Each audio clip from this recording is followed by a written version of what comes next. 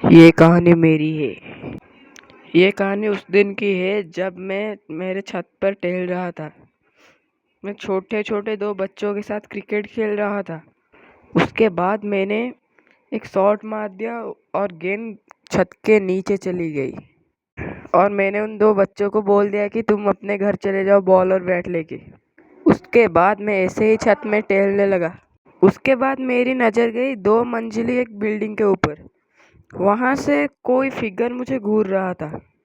उसके बाद मैंने अच्छे से देखा तो मुझे पता चला कि वो कोई भी इंसानी फिगर नहीं थी। उसका सर बहुत ही बड़ा था और आंखें बहुत बड़े बड़े थे। उसकी स्माइल बहुत ही ज़्यादा क्रीपी थी।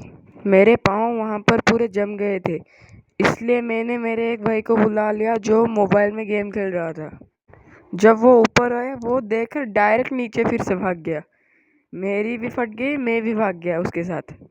बेसिकली वहाँ पर एक लड़के ने फांसी देकर खुद की जान ले ली थी।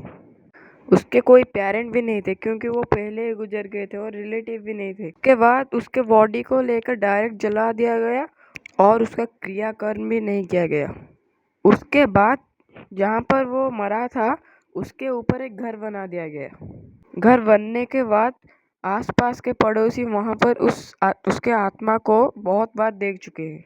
उसके बाद उसके घर के ओनर को जब पता चला कि वहाँ पर एक आत्मा का वास है, उसने क्रियाकर्म करवाया मगर कुछ फायदा नहीं हुआ।